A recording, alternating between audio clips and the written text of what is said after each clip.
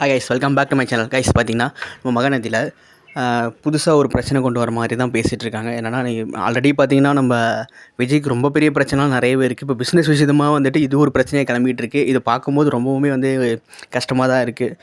என்னடா இது விஜய்க்கு மேலே மேலே மேலே மேலே அடிச்சுட்டே இருக்காங்களே அப்படின்ற மாதிரி தான் தோணுது.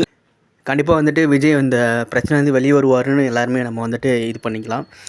என்னென்னா நம்ம சித்தப்பா ரொம்பவுமே குஷியாக இருக்கார். ஏன்னா விஜய் மாட்டிக்கிட்டார் இல்லையா, அவரோட சொத்துலாம் முடக்கப்படும் அப்படின்ற மாதிரிலாம் அவர் திங்க் பண்ணிகிட்ருக்காரு. அவர் ரொம்ப ஜாலியாக உட்காந்து வேடிக்கை பார்த்துட்டு இருக்கிறாரு. நம்ம விஜய் அந்த பில்டர்ஸ்லாம் நம்ம விஜய் கேள்வி கேட்கும்போது இவர் சும்மா உட்காந்துட்டு ஜாலியாக பார்த்துட்ருக்காரு. இவர் தான் ஆக்சுவலி அதில் ஒரு ஆக்ஷன் எடுத்து நம்ம விஜய்க்கு சொல்லியிருக்கணும்.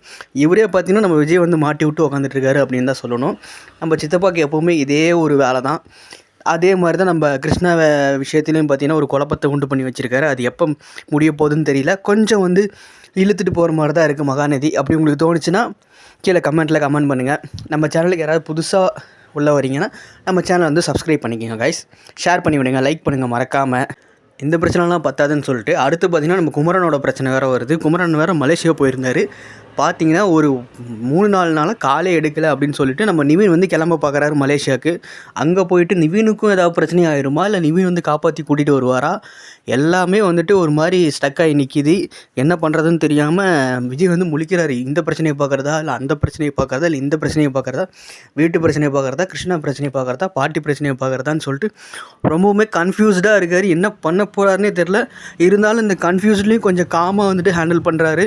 ஏன் எதுக்காகனா கண்டிப்பாக அது காவேரிக்காக அப்படின்னு தான் சொல்லணும். காவேரி ப்ரெக்னெண்ட்டாக இருக்கிறதுனால தான் ரொம்பவுமே விஜய் பொறுமையாக அமைதியாக எல்லா விஷயத்தையும் ஹேண்டில் பண்ணிகிட்ருக்காரு அப்படின்னு சொல்லுவாங்க கைஸ். இதெல்லாம் பார்க்க போனால் இந்த பிரச்சனைலாம் முடிகிறதுக்கே பார்த்திங்கன்னா எப்படி ஒரு 3 மாதம் ஆகிடும்னு நினைக்கிறேன்.